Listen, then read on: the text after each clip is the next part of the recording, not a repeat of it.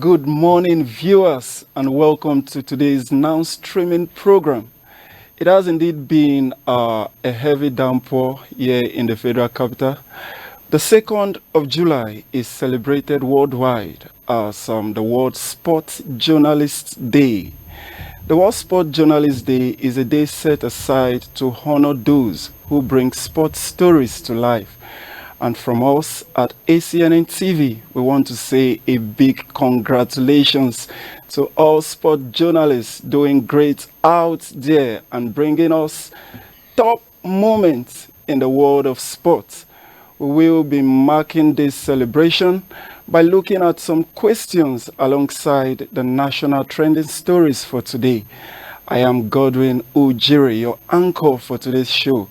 But I will not be doing this alone. With me in the studio to dissect the trending story before us and also questions for our discussion segment is Mr. Friday Joshua. He is a sports journalist and the Assistant Secretary, the Sport Writers Association of Nigeria, SWAN FCT chapter. Mr. Friday Joshua, you are welcome to Now Streaming. Yeah, good morning, Godwin. Thank you for having me. Same here. Our pleasure having you, despite how tough the weather was this morning. Yeah, it's a rainy morning here in Abuja, and of course, you know how it could be, but thank God we are here. Oh, wow. So we welcome you once more. Viewers, remember you can be part of the show by calling in the numbers on your screen and sending your comments via our various social media platforms. And we would be looking at sport, at the level at which sport has the power in changing the world. Indeed, it is very inspiring to look at. Sports has the power to inspire. It has the power to unite people in a way that little else does. This is coming from Nelson Mandela.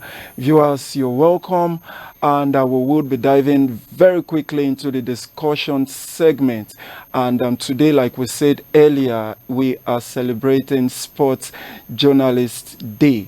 We urge you, and even as you listen and watch, that you call in and make your own contribution from the numbers that are being displayed on your screen. Let's the discussion begin now.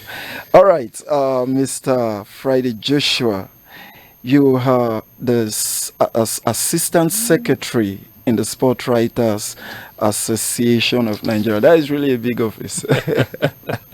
Yeah. FCT chapter, yeah. That is really a big office that you are occupying. So let's start from your office. What is it? What do you do there? Yes, let me start with the association. Sport Writers Association of Nigeria, ACO, is actually an affiliate of the International Sports Press Association, AIPS, and this is a body for all sports journalists in the world who covers sports, where we foster unity and protect our interests. And basically that is what we do in SWAN. And in the FCT chapter, like you mentioned, I am the Assistant Secretary. We were voted in, and our chairman is Kelechi Onwudiwe. And of course, I bring greetings from Kelechi Onwudiwe to all of you. That is indeed a very popular voice in the world of sports. Yes, in the world of sports, you know, a veteran sports journalist. Yeah. And of course, we are just 3 months in office, and it's very tedious. It is not easy, but we are doing our best, and we are still going to do more to ensure that sports writers in the FCT, their interests are being protected, their welfare is being taken care of, and that is basically why we are there. And getting into these positions is not just to occupy the position. It's a call to service. We are there to serve all sports writers in the FCT, protect their interests, foster unity, and bridge the gap between sports writers and sports administrators, try to manage certain issues between sports journalists and the outside other bodies in sports. So at the end of the day, why we are there is just to serve sports writers in the FCT. All right, thank you so much. Just to serve sport writers in the FCT, and this is coming from no other person but the assistant secretary. That is indeed a good one. Now, I want to know, we are in a digital world, we're in a digital age, and so much is evolving. So, how has sport journalism evolved in this contemporary time? For sports journalism in this digital age has evolved tremendously. The reportage is encouraging, and of course, digitization actually enabled all of this. And let's look at the beginning of sports journalism. It started in the 1800s, 1800s, and basically 1820 and 1830s. That was when sports journalism started. But then it was basically for elitist sports. Talk about horse racing and boxing, because the masses as at then cannot afford a newspaper. So only about 0.4% of the publication is given to sport, and that grew by 20% after a couple of years. And these days, we now have a complete station for sports. We now have a complete publication for sports, and that is actually a good one. And with the introduction of internet and all of that, we now have bloggers, sports journalists owning online sports publication. So it has really grown, and the advantage are actually numerous. Of course, these things come with their own challenge, but as it stands at the moment, sports journalism is a multi-millionaire business. So it's just you just know the tenets of sports journalism: get trained and be able to ensure that whatever you are putting out there is for the promotion of sports. And even if you are going to bring something that will cause uproar in the sports industry, ensure that you've checked your facts before bringing them out, because investigation is part of sport journalism. What sport journalism entails is writing about sports-centered topic. It is not different from journalism itself. So you will uphold all the tenets, all the ethics of journalism. So you have to be trained to, as a journalist, to become a sports journalist. So basically, that is just it about sport journalism, writing about sports-centered topics. All right, thank you so much. We live in a time where the where journalism, I would say, in our own climate here is facing a whole lot of challenges, where you find journalists being gagged for talking. You talk, you die. You don't talk, you still die. Why not just talk and then let the people know that you as a journalist have said something? Given all of these peculiarities, what would you say is the biggest challenges facing sports journalism in today's world? Yeah, the biggest challenge facing sports journalism in today's world, and I want to limit it to Nigeria, where we are. Like you said, you talk, you die. If you don't talk, you still die. Why not talk and die? Now, do we have that courage? That is why SWAN is there for you. Whenever you talk, you conduct certain investigation and come out with your facts, and they are right, and somebody is harassing you as a result of that information. This is where the body comes in and say, no, this person has actually done this job. It's a beautiful piece, yet it may harm your person, because you have actually soiled your hand. And this is where we come out to protect those who have actually done it. Recently, one of our own, Amechi Agbo, actually won a case in court against someone who sued him for defamation, because at the end of the day, it came out that it was not defamation. He was spilling out the fact. So, like I said, investigative journalism is part of sports journalism, because we all know in the world today there is a whole lot, the same corruption that we have in politics, it's in sports. You hear issues of certain amount of money being squandered, embezzled, no accountability and all of that. Some sports journalists also take up that responsibility to dig out these corruption cases and bring them to the front burner. I can give you several examples. We have Sadiq Adams from Ghana. He's into investigative journalism. It was one that uncovered the corruption case of one this referee. I can't remember his name at the moment. So we can actually take up some of this responsibility. It's not just reporting scoreline, reporting outcome of the match, reporting attendance. It's cut across every facet of our sport. It can be human interest and all of that, and this is how you can be able to get fans to be closer to this sport, because it does not end with just scoreline. These days, if you come out and say the Cheetahs of Benin Republic has defeated the Super Eagles 2-1, even before you report it, everybody knows because of internet. I can go on the internet and get the score, but okay, what are the other things that happen that I may not get from and that is where we come in, and it's actually been a good one, an interesting one. It has its own challenges as well. All right, thank you so much. Thank you. That has been very educative and very insightful. But when you were making your contribution, a whole lot of issues were boiling up, and you've spoken about the ethical conduct in the pen profession. Now, for me, a whole lot of persons are coming in as a sports journalist today, and as the Assistant Secretary of SWAN, how do we now ensure that all of these ethical and responsible reporting are enshrined in the profession? Yes, you see, we have a way of accepting members as sport writers. First of all, the basic requirement is to be a trained sports journalist, either by academic or on the field.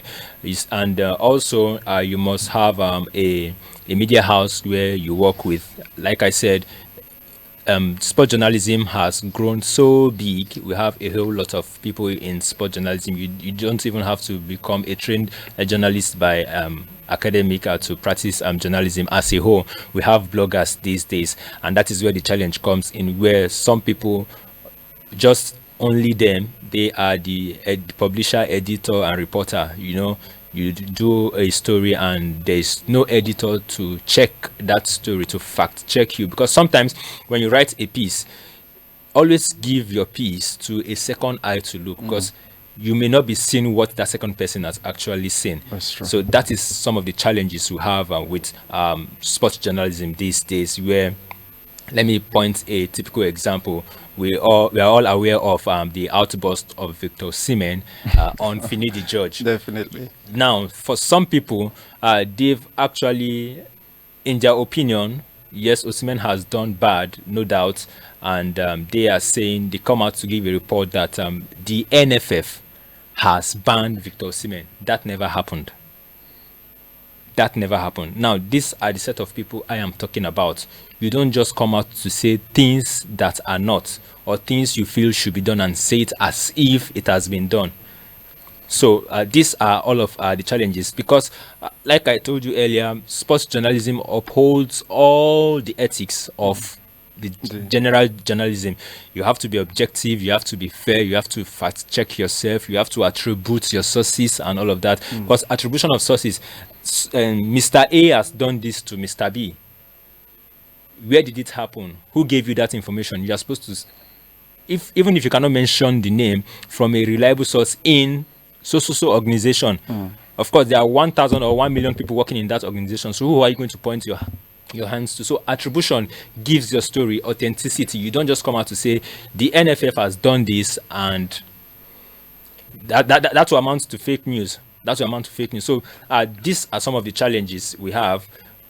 Social media digitization has helped sports journalism to grow so big, but that has given room for a whole lot of unprofessionals to come into the fold. So in SWAN, what we do is we check your educational qualification, where you work, and we give you probation and see how committed you are in reporting sports, and how you report sports before we accept you fully as a member of Sport Writers Association of Nigeria. All right, thank you so much. I tell you, this morning have been very educative and very insightful, coming from from you, a whole lot of stories to capture. But one of the striking thing you said to me, it goes beyond the individual, but institutions where these individuals are reporting from, the ethical conduct and all they hold dear to themselves, and also as regards to their reportage and the need to give whatever you are penning down a second eye to look. These are the ethics of the journalism profession. I want to advise everyone who have the interest in reporting sports to always ensure that the right thing is really done. We live in a very dynamic world and society is changing every day. But one key thing, I repeat, one key thing that have been the unifying factor for us, even using Nigeria as a case study, is sports. You know that sport has helped us so well to come out from whatever pressure that most Nigerians are facing. And to bring these things to life, we need sports journalists. So how has sport journalism for you now promote this social change and inclusivity in our society? Yes, it has in a whole lot of way. Like you mentioned, sports is a unifying factor. As a matter of fact, in Nigeria, it's a major unifying factor because I can't see any other industry that brings people together, different religious background, different ethnic background, different political views, and to sit in a room and cheer one single team and sing one song of cheers. And still to a get your particular heart team. broken when they did not deliver. Well, that's by the way. So it's only in sport you will see people of divergent views outside sport coming together to sit and cheer teams up. I saw a photo online where somebody who was wearing Ashiwaju on the back, and the next person sitting beside him is wearing Obidati on the stand. You see, that is what sports can do, and that is the only thing that is keeping Nigerians together at the moment, whereby you come out and say, this is what is happening to the sporting industry in Nigeria, and a whole lot of Nigerians are speaking in one voice. We've seen sports kill crisis in certain countries. In Brazil, I think, was it the 2014 the Confederations Cup World Cup? Brazil they were suffering economic crisis and all of that, and then the citizens were like, no, not in this kind of condition. You want to host the World Cup at the end of the. But the performance of Brazil with Neymar in the midst of that team actually quelled that crisis. So we could see how far success in sports can actually unify the country together, and this can only be done if the media is there to publicize what is happening.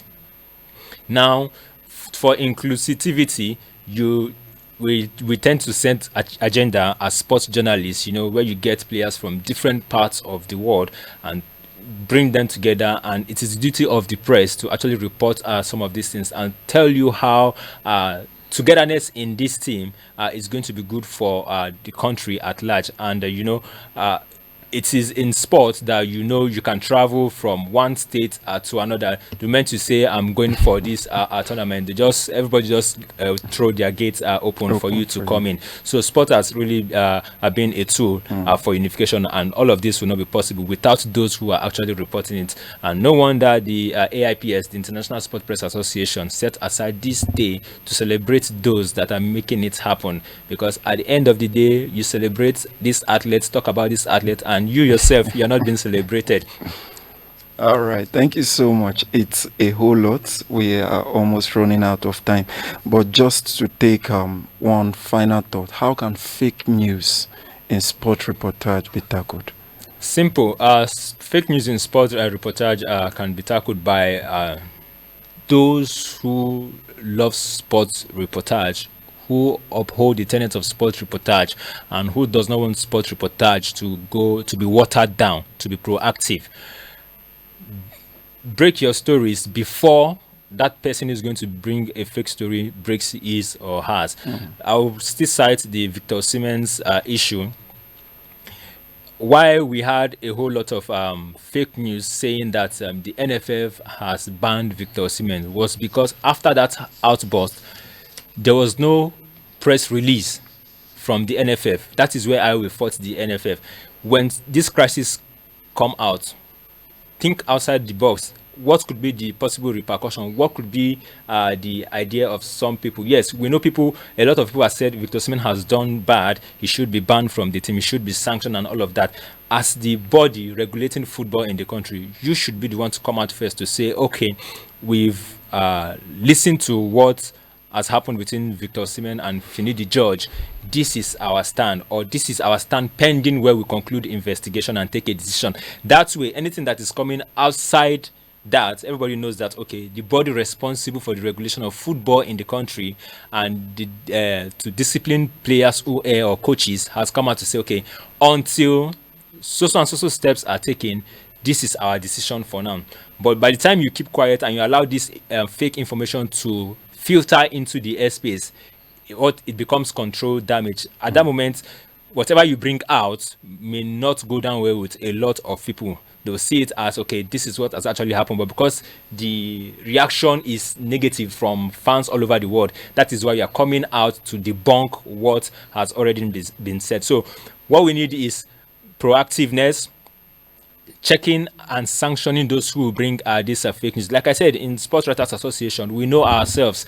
If you have made a publication that has indicted maybe an athlete or a sports administrator and it is your facts are correct, the body is still going to come out to protect you. We've seen in the past where sports journalists, even in the FCT, were being arrested by DSS and all of that. It is the association that will go all out and follow up the case. Okay, this person has not said anything wrong.